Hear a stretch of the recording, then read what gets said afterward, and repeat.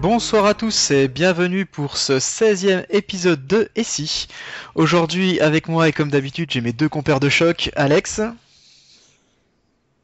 Allô Alex, est-ce que tu nous entends? Bonjour, bonjour. Ah, on t'entend pas très fort, faudrait que tu essayes de monter un petit peu ton micro. Et Charles. Salut, salut. Alors aujourd'hui on va vous faire un nouvel épisode. Pour cet épisode 16 on va continuer à vous parler espace, puisqu'on va vous parler de la colonisation spatiale. On va un peu s'intéresser à l'être humain qui s'en va dans l'espace et qui prend ses petites ailes pour aller conquérir les autres planètes. Par contre, cet épisode sera en deux parties, puisque aujourd'hui on va faire les prémices finalement de la conquête spatiale. La semaine prochaine, enfin dans un mois, le prochain épisode, on Dans 15 fera... jours. Voilà, ça dépend quand est-ce qu'on sortira l'épisode en fait et quand est-ce que vous l'écoutez. On fera un épisode plus sur ok, l'humain est installé dans l'espace, a conquis une bonne partie de l'espace, comment on gère finalement un espace, Toutes les problématiques liées à une grosse colonie. voilà, un empire spatial. C'est ça que je cherchais, Voilà. j'arrivais pas à trouver mon mot. C'est fou ça. Donc sinon, j'en profite aussi quand même pour vous rappeler nos partenaires habituels. Donc on est bien sûr en live sur badgeek.fr /live plein de trucs, mais bon, c'est /live, ça marche très bien. Au pire, vous allez dans l'onglet Justin TV pour nous retrouver. Donc d'ailleurs, si vous êtes sur Twitch et que vous nous écoutez via Twitch et que vous voulez chatter avec nous, je vous recommande de venir sur la page de BadGeek, puisqu'on regarde en gros que le chat BadGeek, c'est plus simple pour nous. Ensuite, on remercie encore et toujours nos amis de chez Xleak pour nous fournir les visuels, le générique vidéo, enfin toute la partie vidéo de cette émission. Sur ce, vous pouvez aussi nous retrouver sur Facebook, sur Twitter, sur YouTube. Donc le Facebook c'est ici Anticipation, le YouTube aussi, le Twitter c'est __si. Vous pouvez nous retrouver sur Tumblr et-si-anticipation.tumblr.com. Donc si avec tout ça vous n'arrivez pas à vous tenir au courant de ce qui se passe dans l'émission, on ne peut plus rien pour vous. Sortez de votre grotte. C'est ça. Sur ce, on va pouvoir commencer tranquillement l'émission avec Alex qui va commencer à nous parler des impacts physiques que pourrait avoir la vie dans l'espace. Alors, on va faire pas mal de parallèles sur cette partie-là avec la vie en apesanteur ou alors en presque pesanteur ou la vie lors du déplacement physique que les futurs colons vont devoir faire lors d'une nouvelle intégration sur une planète. Alors, faut considérer que ce sera une autre planète. Donc, le corps humain s'est adapté durant des nombreuses années de sa présence et de son évolution à avoir des caractéristiques spéciales d'une Terre qui l'entoure. Et globalement, principalement, le plus gros impact sera au niveau de la gravité et de son impact sur le corps humain. Alors en Oui. fait, faut prendre en compte le fait que sur Terre, on a un certain nombre, on a une gravité, donc c'est une force qui nous tire vers le bas et qui nous a fait s'adapter tous nos muscles, tous nos os et tout ce qui tourne autour. Il y a des C'est études qui ont été montrées. c'est Oui. typiquement ce qu'on pourrait voir, enfin ce qu'on imagine, tu sais, que des êtres vivant sur des planètes à gravité réduite seraient naturellement plus grands, des êtres vivant à gravité plus élevée seraient plus petits, liés Mhm. justement à cause de la gravité, quoi, qui limite ton Ouais. développement. Oui, exactement. En fait, c'est tout simplement, il y a, on a découvert ça, enfin, on le savait déjà, mais lors des voyages spatiaux, où vous avez les différents astronautes qui, lorsqu'ils n'ont pas une force, leur poids qui agit, et ils se retrouvent à grandir globalement tout le temps, avoir les muscles qui s'atrophient et devoir ainsi combler ces deux manques par beaucoup de sport et surtout une surutilisation de ces différents membres et de parties. Parce qu'en fait, le truc c'est que là on pense pour les spationautes à un retour sur Terre où s'ils ne font pas ces différentes actions, quand ils vont retomber sur Terre, ils vont tomber, ils auront plus de force et ainsi de suite parce qu'il n'y a pas besoin d'efforts quand il n'y a pas de pesanteur. Là, on aura forcément un poids sur notre planète. Enfin, c'est évident, quoi. C'est les lois de Newton qui nous le disent et compagnie. Il y aura d'attraction et ainsi de suite. Mais ce sera pas forcément le même, comme tu as dit, il sera plus élevé ou alors moins élevé. à fait. Donc finalement, en fait, il faudra se réhabituer à ça. La deuxième chose, les impacts physiques, ce sera les premiers temps, la surconsommation de produits non frais et donc qui seront un peu en circuit clos. Je m'explique. Alors, à ce sujet-là, on peut voir un parallèle avec la colonisation terrestre qu'on a connue dans les années où on commençait à explorer les océans, tu sais, avec les problèmes notamment liés à la durée des voyages, on va y venir après, des problèmes de nourriture avec le scorbut et des choses comme ça. Et en fait, on a des problématiques un petit peu similaires à la colonisation spatiale et aux voyages spatiaux. C'est exactement le même contexte, sauf que là, on reste pas sur la même planète, mais c'est exactement la même chose. Il va falloir se réadapter. C'est le maître mot des impacts physiques. Mais par contre, il va y avoir une génération qui sera pas apte, qui sera pas à sa pleine évolution. Il faudra attendre que beaucoup de gens se reproduisent dans cet environnement-là pour arriver à quelque chose un nouvel humain adapté à cette nouvelle planète, cette nouvelle colonie. Parce que de base, ce sera impossible de préparer physiquement ça, à part s'il y a plus de gravité, se forcir et à faire plein de muscles, mais au final, ça va tellement être chiant pour les gens qui vont là-bas avec une gravité plus élevée, à devoir tous les jours se trimballer comme l'équivalent de 50 kilos en plus ou de 1,5 fois leur poids. C'est pas pratique, hein. Ça va beaucoup fatiguer, ça va diminuer les temps de travail et ainsi de suite. C'est sûr.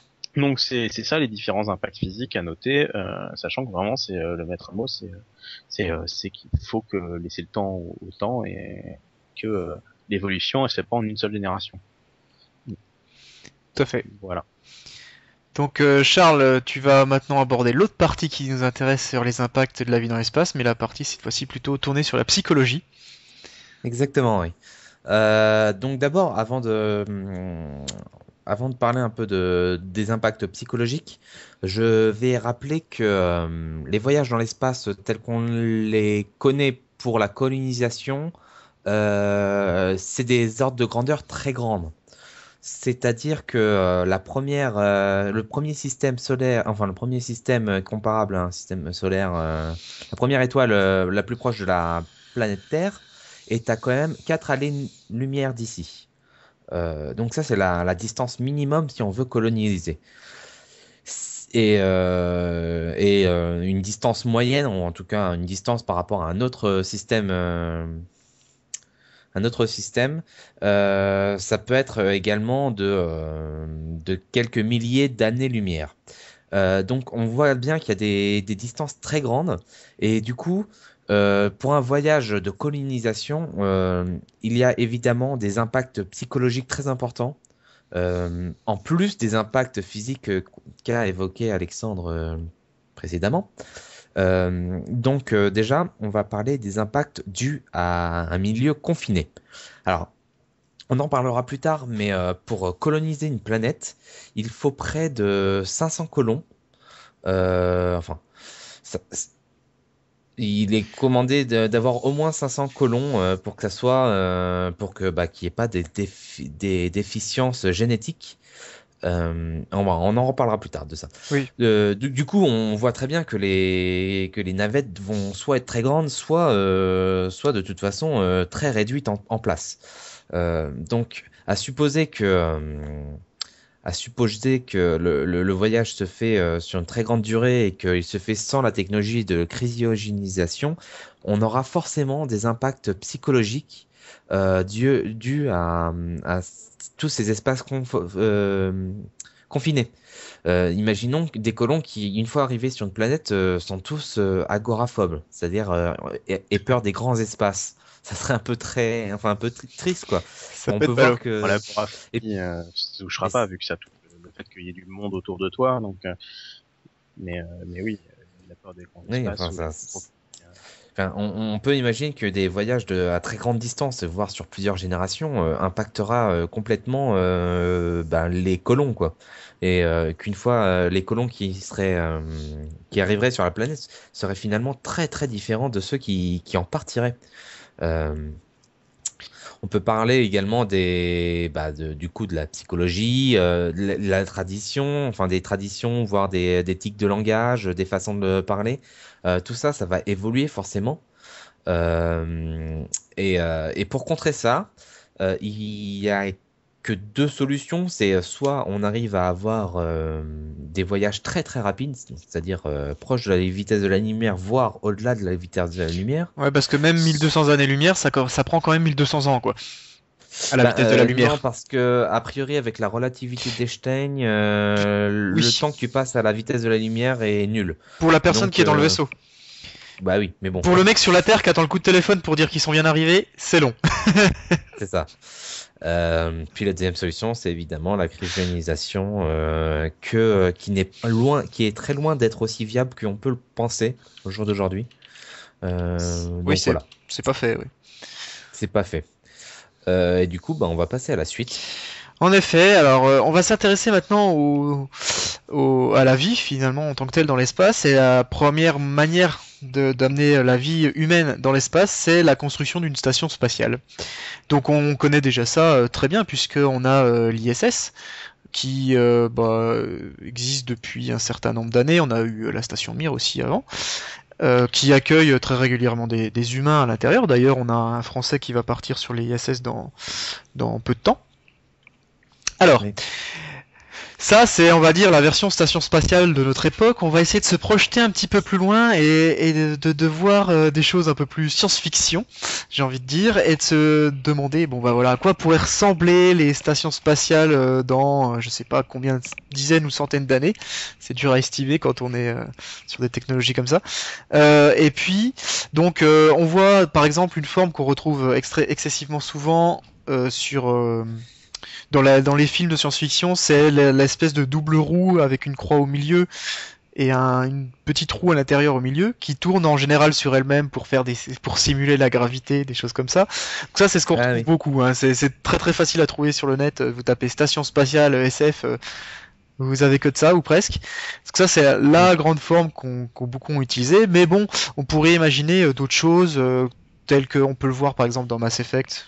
Allez, pour passer dans le jeu vidéo, avec la Citadelle qui est une station spatiale en forme un peu d'étoile, et puis il y a des films qui imaginent aussi des stations spatiales finalement comme on aurait l'ISS à l'heure actuelle, mais juste en beaucoup plus grand. Ouais. Et ça c'est donc les formes, c'est la conception, c'est aller dessiner les plans finalement de notre station spatiale. Alors l'autre question c'est où la positionner. Et ça, c'est une question très très importante, puisque ça va impacter directement comment on va faire pour l'assembler. Puisqu'il faut se rendre compte que bon, la station spatiale, on a plusieurs moyens de la construire. Soit directement sur Terre, on assemble des modules, on les envoie dans l'espace, on relie les modules ensemble. C'est ce qu'on fait c'est ce qu'on a fait pour l'ISS par exemple. Soit on dit, bah on envoie des matériaux, des tonnes de métal, des tonnes de carbone, de je sais pas quoi, et puis on assemble tout ça dans l'espace. Bon, alors aujourd'hui ça pose un problème parce que on sait très bien que faire des manipulations dans l'espace c'est très très complexe pour un humain, puisque c'est voilà, t'as ton comment on dit, ta combinaison qui t'englobe là, t'es tout en apesanteur et tout, c'est très très très compliqué. Donc on a donc l'autre option, les robots, tout simplement des petits robots. Alors c'est ce qu'on peut voir dans pas mal de films et de livres d'ailleurs, de se dire que voilà, la station spatiale va être assemblée par des robots. Mais j'en reviens au problème de positionnement. Si on met notre station à 10 années-lumière de la Terre, pour envoyer nos matières premières, ça va prendre 10 ans. Si on voyage à la vitesse de la lumière. Donc c'est très long. Donc là, on a une problématique. Que ça soit tout disponible dès le début, éventuellement. Voilà, le problème, c'est que si on construit une station spatiale très loin de la Terre, c'est très compliqué pour tout ce qui va être emmener les matières premières, puis on le verra après pour tout ce qui est la vie dessus, faire des échanges avec la Terre, etc. Donc, aujourd'hui, on n'imagine pas vraiment avoir une station spatiale autre part que finalement en orbite autour de la Terre. Maintenant, bon, Charles, tu vas pouvoir te poser la question à l'intérêt de ce genre de choses, mais c'est vrai qu'on se dit, bon, c'est bien une station spatiale en orbite autour de la Terre, mais enfin, on a aussi envie d'étudier des autres planètes, des autres choses, et ça serait peut-être intéressant d'en avoir une, je sais pas, en orbite autour de Jupiter, ou que sais-je encore. Donc voilà. Donc, et puis, attention, hein, j'ai pas parlé aussi du fait du coût faramineux que pourrait avoir la De tel construction projet. d'un tel projet, parce que là, Faire un méga ouloul. c'est ça, faut faire un gros Kickstarter. Euh, surtout que je parle bien évidemment, comme je l'ai dit au début, de stations spatiales gigantesques, quoi, qui pourra accueillir des milliers de personnes. Hein. Donc on est dans le futur assez lointain. Donc voilà, bon, bref, tout ça pour dire que c'est quelque chose qu'on imagine très bien, qu'on retrouve beaucoup dans la science-fiction notamment, mais que bon, c'est pas pour demain, quoi. Ouais. Maintenant, une autre question se pose, c'est de se demander comment on va faire pour vivre sur cette station une fois qu'elle est construite. Ouais, parce qu'en fait, globalement, t'évoques des points intéressants du fait que on a du mal à se projeter le fait d'avoir une construction spatiale, une station spatiale hors de portée, donc c'est-à-dire hors en fait d'y aller que ça prenne moins de 5 ans, quoi, pour plusieurs raisons. Les plusieurs raisons, c'est la première raison de communication. Voilà, savoir que la colonie marche, fonctionne, qu'elle n'est pas attaquée, ainsi de suite, dans un délai à peu près, on va dire humain. Donc ça, c'est une part importante de ça, de cette vie-là. C'est pour savoir que s'il y a vie, il faut quand même qu'il y ait une communication entre les deux et le fait de la distance change un peu beaucoup les choses. Mais la vraie vie, bah, c'est la vie de l'humain en fait. C'est cet humain qui va être sur cette station spatiale. Comment ça va marcher pour lui et pourquoi eh ben il pourrait continuer de vivre. Là, on va s'intéresser à des besoins physiques, pas des besoins supplémentaires. Ce sera la partie de Charles dans pour ça.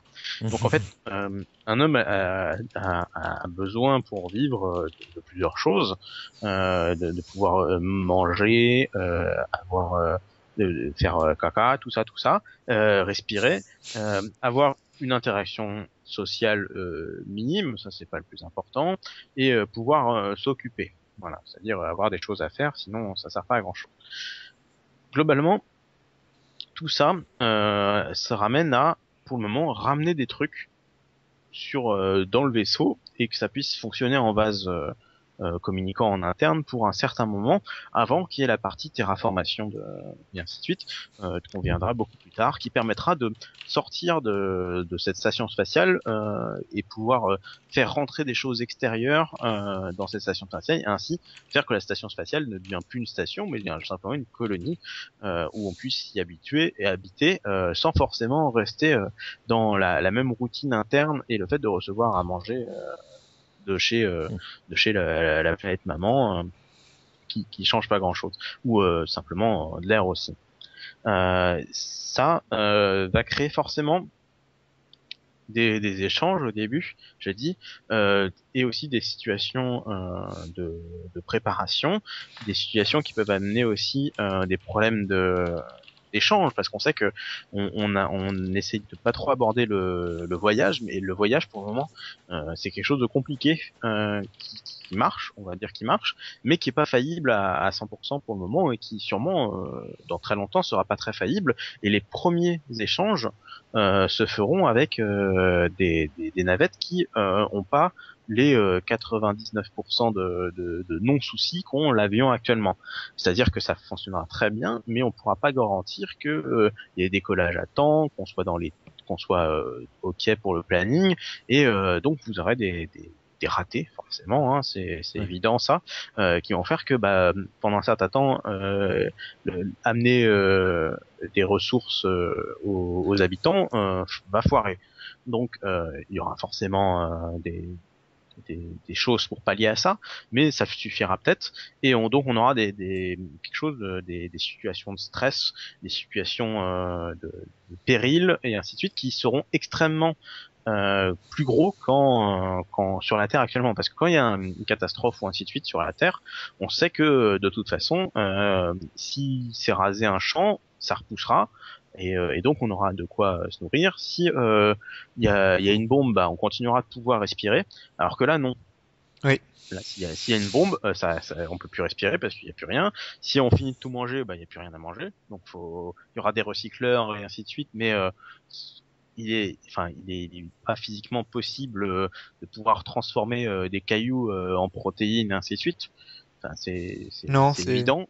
Mm. Donc, à part amener à des plans très SF de cannibalisme, ou alors d'emmener carrément une ferme pour avec des cochons et compagnie, eh ben, on aura des situations de catastrophe à gérer de façon très subtile et très maniérée. Donc c'est cette partie-là sur la vie de la station spatiale qui, je pense, va être extrêmement compliquée les 30 premières années avant que ça devienne dans une routine et que on puisse réagir et surtout qu'on soit ouvert à la planète où on est. C'est surtout Ouais. ça l'impact réel. Alors Jocelyn nous dit sur enfin Choco nous dit sur le chat que il pourrait créer une station autonome. On va y venir sur le fait d'avoir une station autonome et tu verras que c'est pas si simple. Voilà. Oui.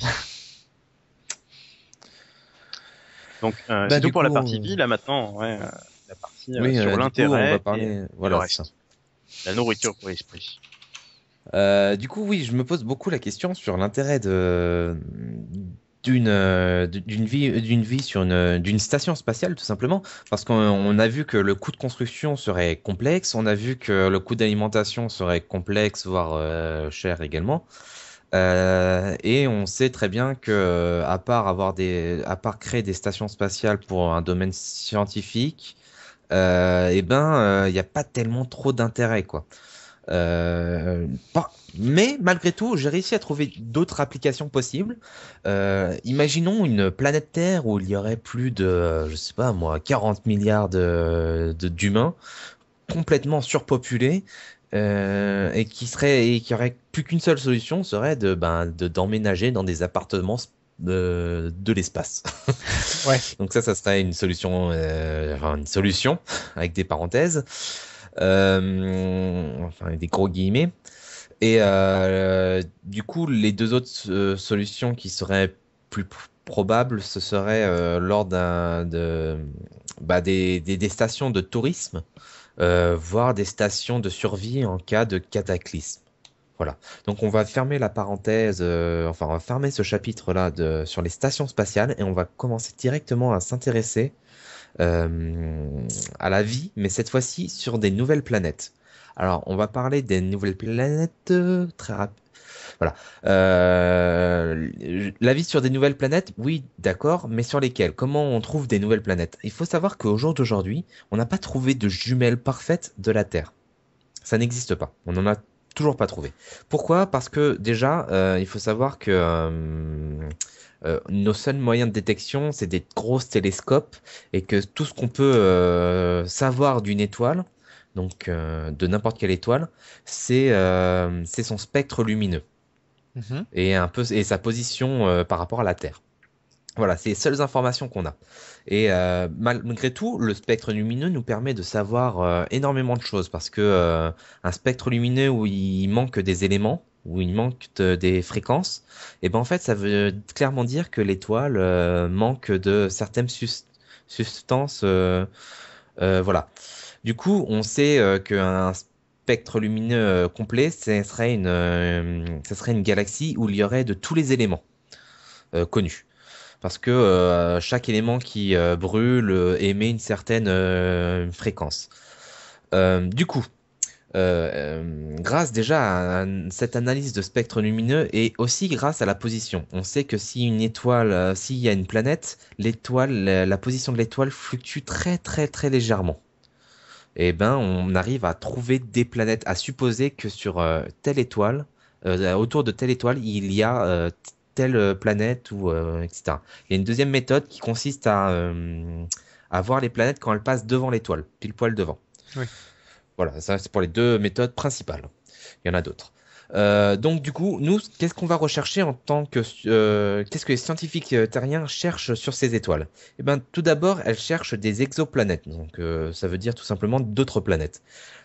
Si possible, telluriques. Telluriques, ça veut dire que c'est des planètes qui sont à une certaine distance de leur étoile, qui correspondrait à celle de la Terre par rapport au Soleil. donc dans une certaine zone viable. Il faudrait que ça soit un système que la planète soit composée de roches et de fer. Donc ça, c'est deux éléments très, très importants. Et la densité, il faut que ça soit une planète dure, pas une planète gazeuse. Donc tout ça, tout ça, c'est des termes qui viennent autour de tellurique. Idéalement, il faudrait que la planète ait de l'eau. Oui. Oui, Pour les humains, c'est mieux, ouais. C'est mieux. Mais on voit, en fait, c'est limite secondaire presque, parce qu'on verra qu'il y a d'autres solutions plus tard. Il faudrait qu'il y ait de l'air, et il faudrait surtout qu'elle soit habitable, qu'elle soit à plus ou moins 30 degrés. Enfin, voilà. En Oui, termes pas de des chaleur, températures voilà. Et qu'il n'y ait pas un gros delta, quoi. Qu'il fasse pas moins 100, entre 100 et moins 100 entre le jour et la nuit. Non, il faut que ça soit très viable. C'est tout. Ouais. Ouais, on verra ça plus tard. Enfin, dans les prochaines parties.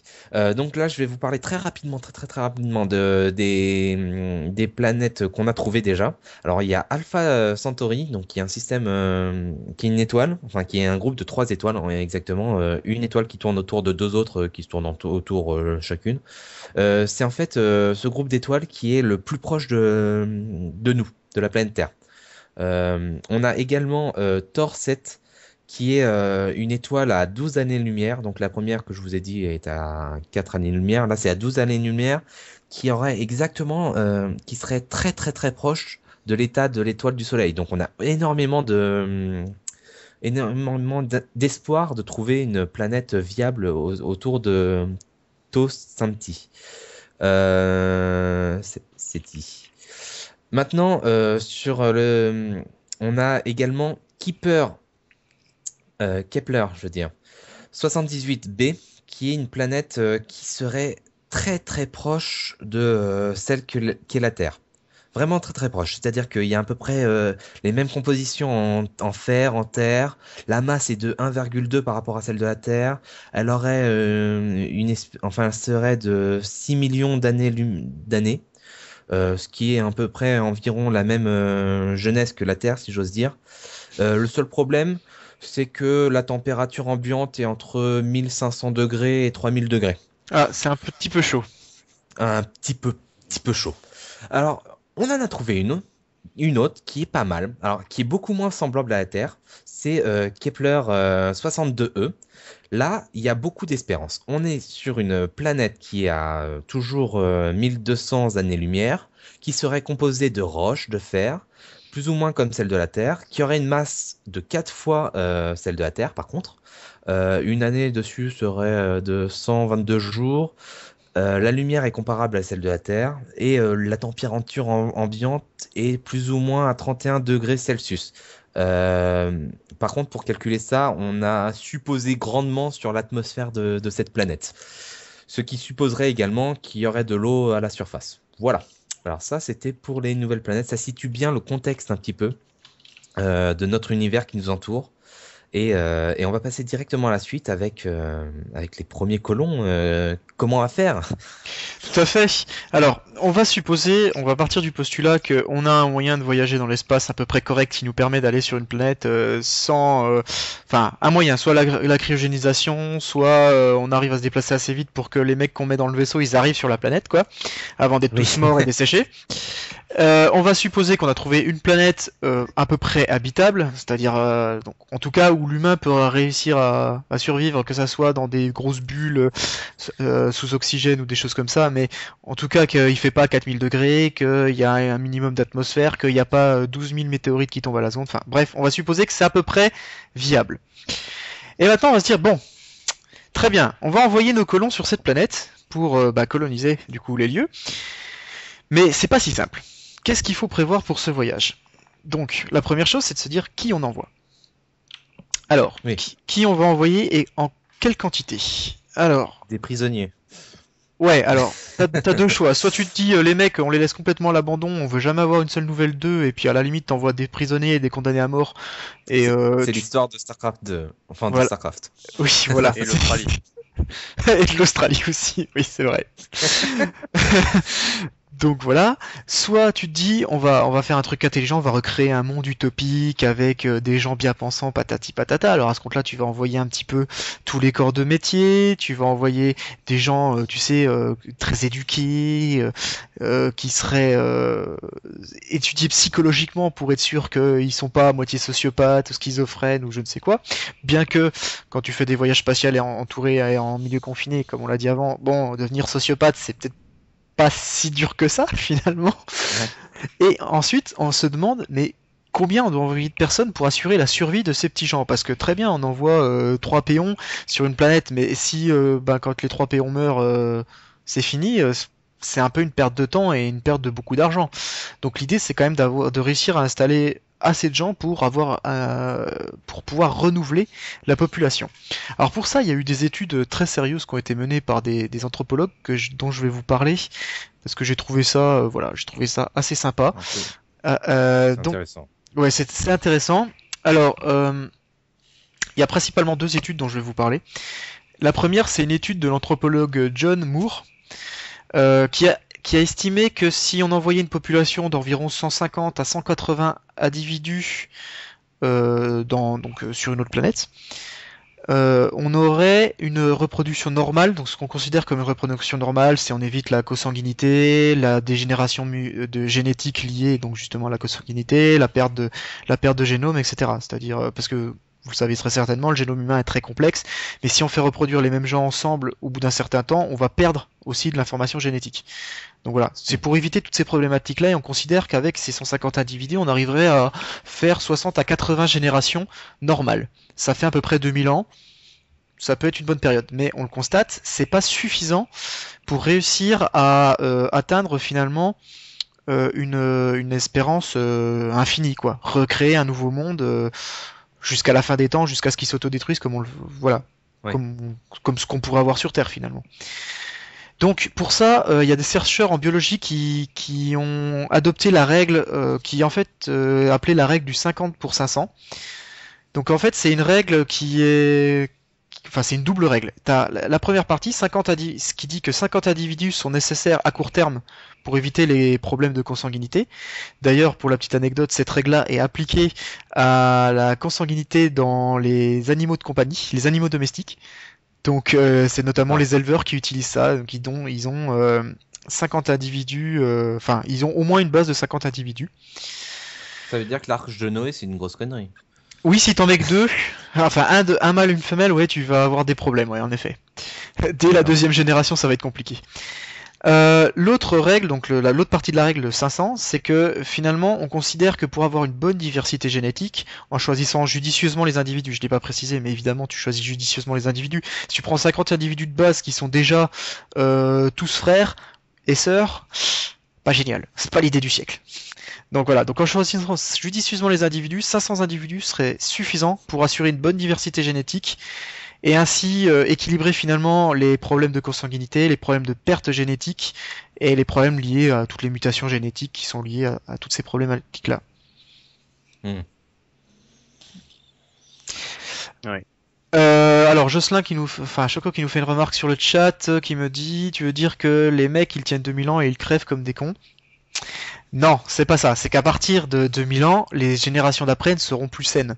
C'est-à-dire que tu vas avoir des problèmes liés à la consanguinité notamment, et que l'humain va dégénérer. Là, tu vas avoir des mutations génétiques. Par contre, en effet, ça va pas se faire d'une génération à l'autre. T'en as une qui est géniale, l'autre qui devient un espèce de monstre vert à 4 bras. Non, ça va pas se passer comme ça. Mais au fil des générations, et comme le dit Siltec sur le chat, 2000 ans c'est très peu, et au fil des générations, ça va empirer et empirer et empirer encore. Bon, je termine rapidement parce que je crois que je suis en train d'exploser mon timing là, non? Ouais, ça va pas aider. J'ai trouvé cette partie très intéressante, c'est pour ça que je m'appesantis un peu dessus. Je terminerai simplement en disant que la NASA a estimé qu'il faudrait une colonie de 100 000 personnes pour qu'elle soit totalement indépendante et qu'elle ait plus besoin de support de la Terre. Quand ils entendent totalement indépendante, ça sous-entend vraiment une autonomie complète, quoi. Ils peuvent vivre en autarcie avec juste les ressources qu'ils sont capables d'aller produire sur la planète. Je n'ai pas l'information de savoir quelle est la planète. Du comment. Ouais, voilà, quelle est la planète qui est considérée à la base, qu'est-ce qu'ils considèrent une indépendance totale, mais voilà, Hmm. ils estiment qu'il faudrait 100 000 persos. Je pense que c'est pour garder le niveau technologique qu'on a actuellement, etc. Il y a toutes ces notions qui rentrent en compte, puisque simplement se nourrir, en effet, c'est pas forcément très compliqué, mais renouveler le matériel informatique, les composants, les choses comme ça devient très très complexe. Ouais, puis Voilà. la connaissance aussi. La connaissance, l'instruction, maintenir les générations, etc. Ouais, ouais, effectivement.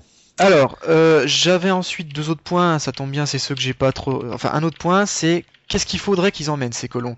Quel matériel pour permettre phénoménalement la première installation pour commencer à survivre sur la planète? Alors ça, j'ai assez peu d'informations. On imagine bien, Ça dépend beaucoup de la planète, hein. ça dépend. Alors beaucoup de la planète, mais on sait pas trop parce qu'aujourd'hui, on n'a pas la technologie. Enfin, on a des idées pour créer des stations habitables sur des planètes, par exemple sur Mars.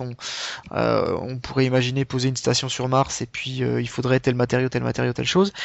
Maintenant, il n'y a rien qui est très posé pour l'instant. C'est beaucoup de réflexion, beaucoup très très vaporeuse, très, on sait pas trop.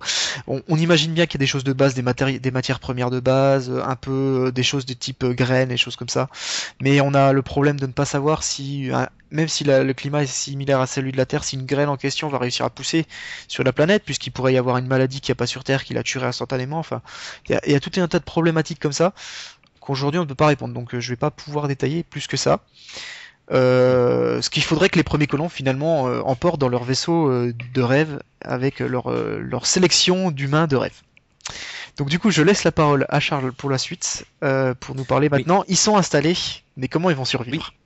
Et comment ils vont survivre, les pauvres? Eh ben, ça va dépendre beaucoup de la planète, encore une fois. On va parler de la gravité, par exemple.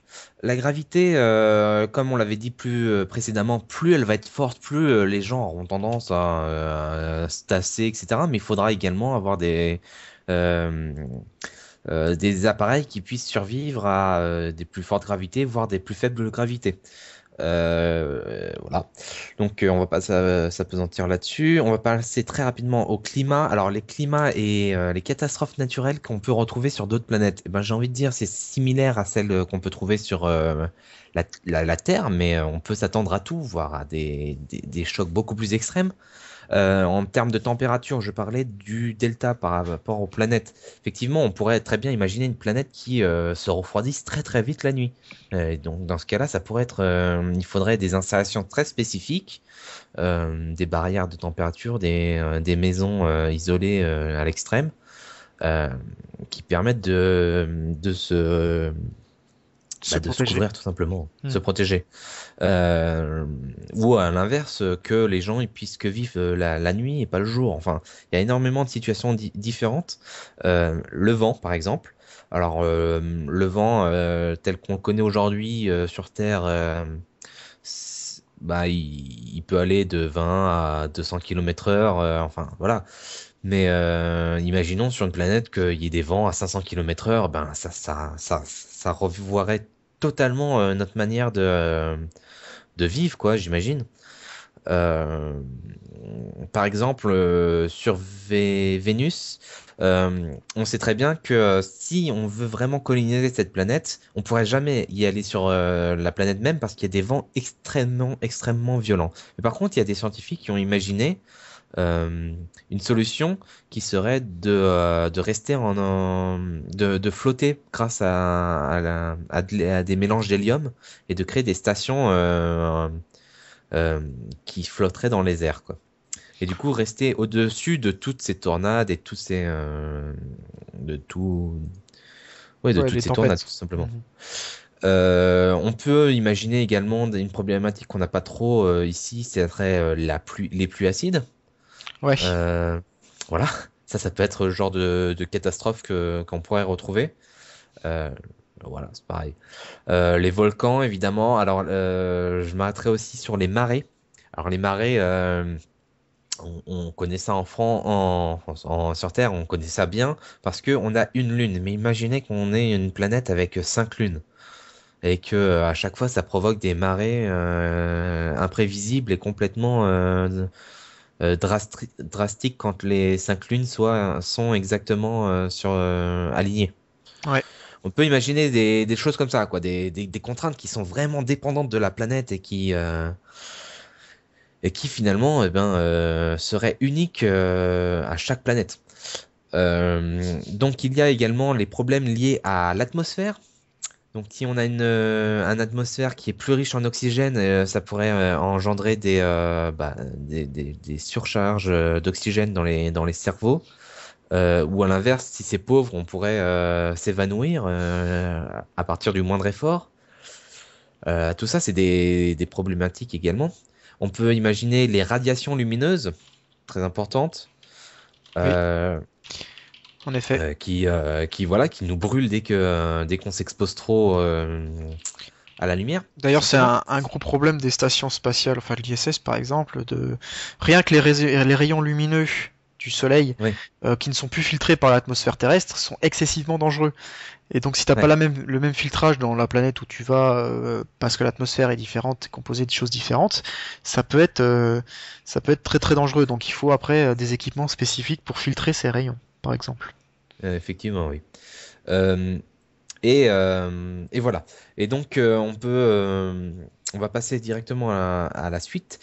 Sur la planète, ok, on arrive à survivre, ne serait-ce à rester sur la planète quelques jours, mais, euh, qu'est-ce qu'on pourrait dire de la faune et la flore locale? Parce que sinon, on peut y arriver, probablement que sur une planète de type tellurique, qui serait proche de celle de la Terre, probablement qu'il y aurait des animaux et de la faune Une vie.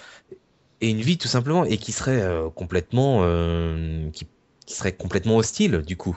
Euh, alors là-dessus, très rapidement, c'est les organismes microscopiques qui seraient le plus grand danger, parce que ça serait toutes les nouvelles maladies qui seraient liées à cette planète et qui pourraient, à l'instar du film très célèbre où il y a des aliens qui viennent et qui meurent à cause d'une maladie, et ben là, ça serait nous qui allons sur une planète qui mourront parce qu'elle aurait une maladie.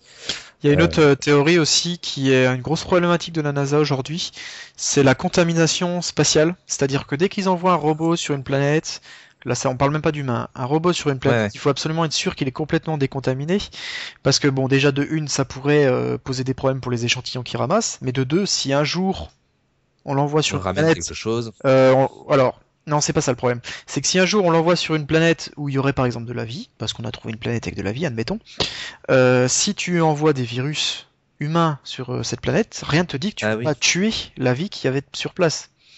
Ouais, le oui, peu oui. qu'il y avait. Voilà, donc la contamination se fait dans les deux sens, aussi bien de l'humain vers le milieu sur lequel il veut aller que le milieu vers l'humain, quoi. Ça pourrait être même interprété comme un acte de guerre. Oui, en plus, oui. Ouais, en plus, Ah, non. effectivement, ouais, effectivement, je pense qu'ils ont fort à faire, les pauvres. Oui. Euh, Maintenant, on va parler d'être un peu plus sophistiqué, enfin en termes de taille déjà, des êtres un peu plus de la faune un peu plus commun, c'est-à-dire de la taille d'un chien ou même de plus. Il faut savoir que sur Terre, ça est très, enfin, l'exemple terrien nous prouve que plus il y a d'oxygène, plus l'être en question est censé être massif. D'accord. En fait, les dinosaures étaient sur Terre à une époque où il y avait un plus fort taux d'oxygène dans l'air. Voilà, c'est de là d'où vient tout le principe. Donc, dans ce même principe, euh, sur une planète où il y aurait plus d'oxygène, il y aurait plus de gros monstres capables de tout raser d'un coup que sur une planète où l'oxygène est rare. Donc ça, il faut le savoir. Mais on sait très peu, on suppose également que la vie ne serait pas sur la même forme que celle que sur Terre. Ça pourrait être très bien des vies à base d'ADN à triple hélice, voire quadruple hélice, des êtres qui sont sur une base carbone, comme nous sur une base carbone, ça pourrait être une autre base. On ne sait pas. Et également, on pourrait imaginer une planète où l'eau liquide n'existe pas, mais par contre, il y a de l'azote liquide à la surface et il y aurait des animaux qui vivraient dedans, tel nous, on vit dans l'eau, quoi. Ou les poissons vivent dans l'eau. Et du coup, ça serait ça serait leur base de tout. Et vu que nous, on sait très bien qu'on est constitué de 70% d'eau, eux, ils seraient constitués de 70% d'azote liquide. Et du coup, ça changerait complètement enfin complètement leur forme, etc. Ouais, et je pense que la température de la planète serait pas super vivable du coup. Non plus, mais C'est ça le détail. mais on sait jamais, peut-être avec des changements climatiques, enfin on verra. Bah, en fait, pour que Alors l'acide reste juste, liquide, il faut qu'il soit très très froid. Alors, j'ai pas la température exacte, mais c'est très très très très froid. alors là je vous ai énuméré des échantillons, mais vraiment des petits échantillons d'environnement hostile qu'on peut trouver. Il faut savoir que il y a trois façons de lutter contre ce genre d'environnement hostile. C'est soit on s'isole, c'est-à-dire on construit une bulle avec l'environnement terrien, avec le chauffage terrien, etc. Soit on change, c'est-à-dire que là on va chercher dans la génétique, on va essayer de s'adapter à la planète, voire dans la cybernétisation. Soit la troisième solution, ça serait de changer, mais la planète, pas nous. Et du coup, on va parler là de terraformation, et je pense que c'est Alexandre qui va nous en parler. Oui, effectivement, on parle globalement, je vais évoquer la préparation en amont et ce qu'il faut préparer pour arriver sur notre planète. Pas forcément de la planète en elle-même, mais aussi des humains qu'on va y envoyer. Donc, il faudra préparer la planète. Donc, on commence avec la terraformation. Alors, la terraformation, c'est une idée un peu saugrenue qui est venue d'auteurs de fantasy science-fiction. Qui se sont dit que ce serait bien de reproduire presque à l'identique ou alors se rapprocher beaucoup de la Terre actuelle avec des planètes connues. Donc on s'est intéressé principalement à Mars, Vénus et ainsi de suite, avec différentes choses à changer pour adapter la planète pour qu'elle ressemble de plus en plus à la Terre. C'est-à-dire, si c'est trop chaud, faire que diminuer la température. S'il n'y a pas d'eau, faire apparaître l'eau. S'il n'y a pas d'atmosphère, faire apparaître de l'atmosphère. S'il y a trop de CO2, diminuer, et ainsi de suite.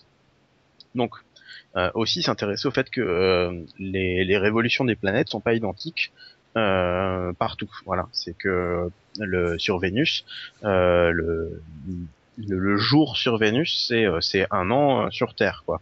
Donc, il faudrait trouver un système pour adapter le fait que, au niveau de l'ensoleillement, on puisse avoir de l'ensoleillement uniquement pendant qu'une journée et pas pendant un an complet, parce que sinon, ce serait pas pratique. Est-ce que ça nous, enfin, le fait d'avoir une nuit pendant une année complète, enfin une demi-année, ça pourrait être très gênant, mais est-ce que finalement avoir une journée qui dure une année ou qui dure éternellement, ça serait si gênant que ça pour le cycle humain?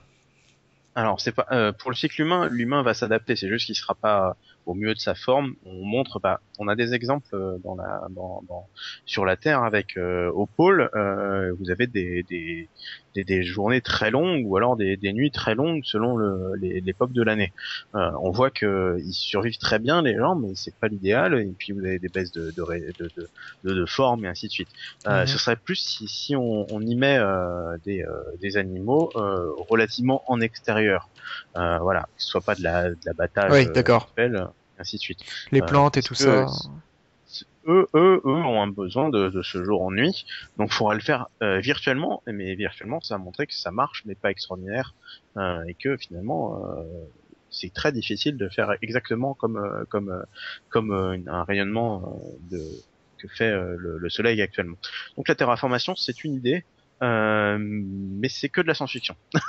Voilà, c'est pas possible parce qu'en fait le truc c'est que ça changerait tellement la planète où on arrive, Ouais. que on saurait pas si elle va réagir de la même façon après. Si on diminue des valeurs, est-ce qu'il va pas commencer à dévier de sa trajectoire de rotation, de révolution et ainsi de suite?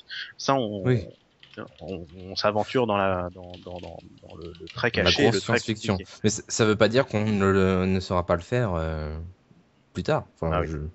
dans X milliards d'années. Ben non, mais il y a une problématique plus profonde que de savoir le faire ou pas. C'est vraiment le côté quand tu touches à des modifications aussi conséquentes sur une planète, mais t'as aucune idée finalement des impacts que ça pourrait avoir, quoi. Mm. Aujourd'hui, on Oui. est incapable de calculer et de déterminer les impacts que pourrait avoir une modification telle quelle. Regarde, rien que sur Terre aujourd'hui, on a des modifications de genre de la température moyenne de 1 ou 2 degrés, on se dit déjà, oulala, ça va être un bordel, t'imagines pas, quoi. Alors imagine Ouais. Ouais, c'est sûr. des modifications aussi monstrueuses, quoi. Mm. ça, c'est cette terraformation qui est vraiment compliquée. Alors en France, on a le droit à des changements de termes et qu'on maintenant on s'intéresse plus au terme biosphérisation. Mais c'est de l'humour encore de ces gens qui passent leur temps qu'à changer des mots. Maintenant, on va s'intéresser à des choses qui seraient plus plus comme on penserait que ça arriverait. C'est différencier le fait d'arriver sur un point et de s'y étendre. C'est-à-dire que globalement, quand on va coloniser, on va faire comme ce qui s'est passé il y a très longtemps sur Terre. On va arriver avec nos gros bateaux, on va se poser et on va croire que on est quelque part et découvrir et grossir petit à petit.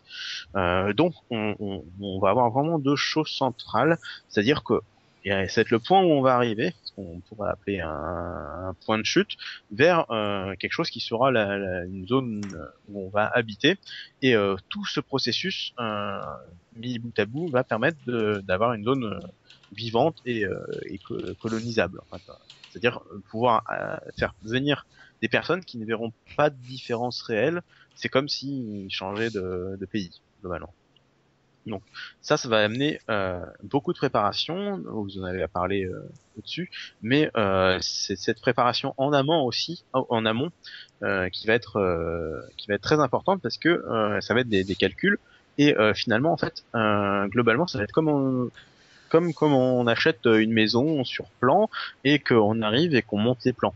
Voilà, c'est que toute la partie se fait bien en avance. C'est un énorme prélude qui se fera sur Terre et finalement quand on sera sur place, tout sera déjà prêt et dans les têtes pour mettre en place. Maintenant, on va s'intéresser à la viabilité à très long terme en fait de ces zones. C'est pour se dire si on construit quelque chose, l'humain actuellement aime bien regarder sur ses ressources et y rester. Un exemple tout bête, on sait que les ressources sont finies en essence, globalement en pétrole, mais on continue de les utiliser. Ce serait peut-être une bonne idée si on arrive sur une nouvelle planète de pas tomber dans ces mêmes écueils et de se lancer un peu dans quelque chose de totalement viable à l'infini quoi. Globalement, pouvoir trouver des ressources sur place qui ne s'épuisent pas, qui peuvent se régénérer d'elles-mêmes, ainsi de suite, sans pour autant que ce soit inutile.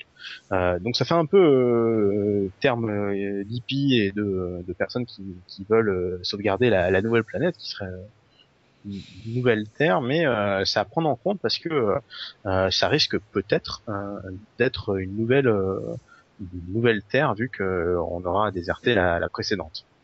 Donc on a ainsi beaucoup de choses à préparer. Moi, je vais finir sur un dernier point assez longtemps sur quelque chose qu'on n'a pas forcément l'idée de penser, mais il y aura aussi de la préparation sur les humains et peut-être sur autre chose qui est la connaissance en elle-même ou les connaissances sur toutes sortes de choses. Il faut que si on reste longtemps là-bas, voir que les nouvelles générations apprennent des choses, se mettent en place, créent et puis continuent l'avancée. Sauf qu'ils n'auront pas toutes les bases qu'on a sur Terre. Ils auront forcément beaucoup moins de choses. Donc, il faudra trouver de nouvelles façons d'apprendre, des nouvelles façons de transmettre les connaissances et surtout que c'est quelque chose d'assez rapide pour être opérationnel directement parce que forcément, à moins qu'on trouve une façon de vivre éternellement, ils vont finalement être les nouveaux colons, ils vont arriver et devoir vite fait reléguer à leur génération plus 1 ce qu'il faut faire. Donc à ce sujet-là, il y a une nouvelle d'Isaac Asimov qui s'appelle Profession, qui est sortie en 1957, donc c'est pas tout jeune, qui émet une solution un peu à ça, donc de façon assez satirique, qui serait qu'en fait les humains n'apprennent plus, on leur fait comme dans Matrix, c'est-à-dire on leur inculque directement dans le cerveau une profession avec toutes les connaissances nécessaires à un certain âge. Ainsi, ce qui est vachement bien, c'est pour ces systèmes de colonies, c'est qu'on se retrouve à par exemple, sur cette colonie-là, il me faut 35 métallurgistes, 35 pilotes et ainsi de suite. Et bah, t'inculques ça directement à tes nouveaux petits gars à 18 ans directement dans le cerveau, et tu sautes toute cette étape d'apprentissage qui prend trop de temps, vu que là, t'es dans la nécessité d'avoir directement quelqu'un. Parce que le celui d'avant, bah, il est plus là, et comme t'es pas sur Terre, t'as pas un nombre presque infini de personnes disponibles, et bah t'es quand même t'es un peu bloqué. Donc je vous insiste à faire ça. C'est une nouvelle pas longue, très satirique, qui fait qu'en fait globalement le personnage à la fin se retrouve à bah, lui être pas assigné, devoir apprendre comme les autres, et c'est un peu la révolution, parce que ça y est, lui il apprend alors que les autres on leur met directement dans le crâne. Donc c'est tout pour la partie de préparation. Ok. Vous avez des questions?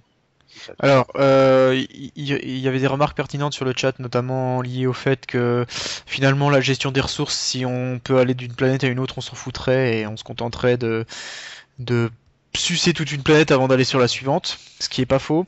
Sachant que je terminerai là-dessus, il y a eu une théorie sur l'expansion de l'humanité par l'économiste Thomas Malthus, donc qui a initié les trucs, et puis après il y a en 1798, hein, donc ça date, et puis après en 1970 Gérard O'Neill, etc. ont enchaîné et ont estimé notamment que le système solaire pourrait héberger 100 milliards de personnes, donc 10 puissance 17, donc 100 millions de milliards, et que en fait la notion de manque de ressources, c'était une notion qui était née de l'ignorance, dans le sens où on se rend pas compte de l'immensité rien que de notre système solaire.